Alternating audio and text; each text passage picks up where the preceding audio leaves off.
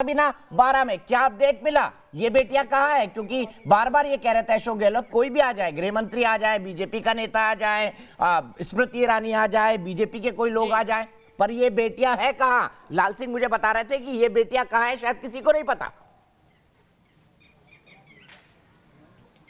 बिल्कुल दीपक, और यही सबसे बड़ा सवाल है दीपक जी, क्योंकि 12 की बेटी क्या बेटी नहीं है? इतनी खामोशी यहाँ पर क्यों दिखाई देती है? ये भेदभाव यहाँ पर क्यों हो जाता है? देश की जनता बेटी को बेटी मानती है, लेकिन सियासत यहाँ पर राज्यवार तरीके से बेटी को क्यों यहाँ पर देखने को मिलती है? शायद यही सियासी रंग देखने को मिलता है। यहाँ बिल्कुल खामोशी है, यहाँ दिखाई नहीं दे रहा कि कोई उसके लिए नारेबाजी कर रहा हो या उसके इंसाफ की लड़ाई लड़ रहा हो, लेकिन न्यूज नेशन की टीम लगातार यहाँ पर मौजूद है। हम ये नहीं कहते कि हाथरस की बेटी के लिए आवाज मत उठाओ, लेकिन हम ये कहते हैं कि 12 की बेटी जो है उसकी भी अस्मत उतनी ही खास है जितनी देश की बाकी बेटियों की है। ये तय करके यहाँ पर आखिर कौन चलता है कि हमें किधर आना है और किधर नहीं आना है? देखिए, अगर जज्बात है, भावनाएं हैं, अगर पार्टी कहती है भाई नहीं हम तो जाएंगे यूपी और आप विपक्ष हैं इसलिए वहां पर आप जा सकते हैं, तो क्यों? क्या अपने घर में अगर आग लगी हो, अपने घर की बेटी को अगर तकलीफ पहुंची हो, तो क्या ये बड़े जनप्रतिनिधि, ये बड़े आला कमान, चाहे कांग्रेस पार्टी के क्यों ना हो, जिन्हें हाथरस में जाकर ये पूरा सियासी बवंडर मचाना है, यहाँ पर आकर क्यों रिपोर्ट नहीं मांगते हैं? और यहाँ पर कहा जाता है कि हम जो रिपोर्ट देते हैं उससे वो संतुष्ट हो जाते हैं, यानी कि अपने घर की आग अगर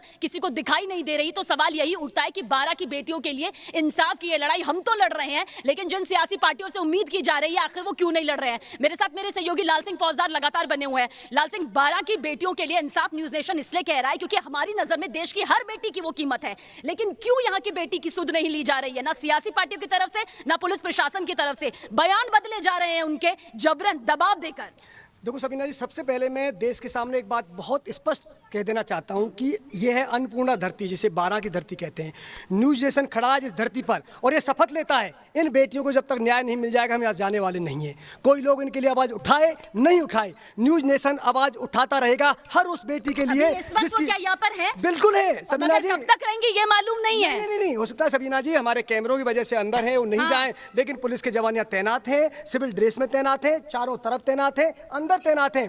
जैसे उनको लगेगा कि यहाँ मीडिया आ गया है, न्यूज नेशन आ गया, तो हो सकता है अगले घर में गायब कर दें। यही लगातार इनके कल से हो रहा है। और दीपक जी, सबसे बड़ी बात यह है कि जब न्यूज नेशन ने बहुत प्यार से, हमारे तमाम सहयोगियों ने, संवाददाताओं ने बहुत प्यार से उन बेटियों से पूछा उनका दर्द, तो उन्होंने अपना दर्द हमारे कैमरे में बयां किया। जो बयां उन्हें करना चाहिए था पुलिस स्टेशन में, उनसे जोर जबरन करके ये बुलवाया गया कि किसी भी तरह से उनके साथ ये दुष्कर्म नहीं हुआ, क्योंकि उन्होंने, आरोपियों ने सीधे और साफ तौर पर धमकी दी थी कि मुंह खोला तो जहां है वहीं मारेंगे। ये धमकियां उन दो बेटियों को यहां पर दी जाती है और सीधे तौर पर ये केस रफा दफा हो जाता है। मालूम ही नहीं है कि आरोपी कहां है, नाबालिग आरोपी छूट जाते हैं, जो बालिग है वो दूर दूर तक कहीं पता नहीं चलता। ये भेदभाव हो रहा है 12 की बेटियों के साथ में, ये भेदभाव हो रहा है सबीना जी, यही तो हो रहा है। आप देखिए पुलिस इसमें बड़ा तगड़ा गेम खेल रही है। पुलिस क्या कह रही है कि जो ले जाने वाले थे नाबालिग थे, ठीक है, मान लिया नाबालिग थे, कानून काम करेगा अपना, लेकिन पीड़िता ये कह रही है कि जो ले गए थे मैं उनकी बात नहीं कर रही। मेरे साथ जयपुर में, कोटा में, ग्वालियर में ले जाया गया, लगातार रेप हुआ और वो कौन थे मैं नहीं जानती। उनके चेहरे आखिर क्यों नहीं ला रही गहलोत सरकार? और हमारे कैमरे के सामने साफ तौर पर कहा उन बेटियों ने, जब शुरुआत में ही हमने ये इस पूरे मामले की तह तक गए कि हमें एक ही कमरे में रखा, यानी दोनों बहनों को एक ही कमरे में रखा गया। और सोचिए किस तरह से 3 दिन तक उन बेटियों के साथ दरिंदगी की जाती है। और शर्मनाक तस्वीर पुलिस प्रशासन की तरफ से देखिए क्या सामने आती है कि नहीं, कुछ नहीं हुआ है। 164 सीआरपीसी के तहत बेटियां कह रही हैं, मजिस्ट्रेट साहब खुद सखी केंद्र जाते हैं और वहां से बातचीत करते हैं और उनके सामने बेटियां कहती हैं नहीं हमारे साथ में तो कुछ नहीं हुआ, पापा हमें घुमाने नहीं ले जाते थे इसलिए हम वहां चले गए। मतलब आप बच्चियों की इन बातों में आ जाते हैं, लेकिन जो बच्चियां डरी हुई हैं, सहमी हुई हैं, जिनका दर्द आप समझ नहीं सकते हैं, जिनके दर्द को आप महसूस नहीं करना चाहते हैं और कह देते हैं कि नहीं वो तो अपनी मर्जी से यहां पर गई हुई है। कितनी बड़ी नाकामी यहां पर पुलिस प्रशासन के सामने आती है। और अगर 12 की बेटियों को कुछ हो जाता है, अगर इन बेटियों की जान पर खतरा आता है, तो इसकी जिम्मेदारी यहां पर कौन लेगा? लाल सिंह, देखिए यहां पर हमारा मकसद 12 की बेटियों को इंसाफ दिलाना तो है ही, साथ में उन आरोपियों को भी गिरफ्तार करना है जिन्हें छोड़ दिया गया। जी, मैं ये जानना चाहता हूं, मेरी जो जानकारी है बेटियां शायद मिडिल स्कूल में पढ़ती है, एक 6ठी में और दूसरी 8वीं में, ऐसा ही कुछ है क्या? बहुत कम उम्र है, नाबालिग तो है पर बहुत छोटी है। बिल्कुल बिल्कुल बिल्कुल।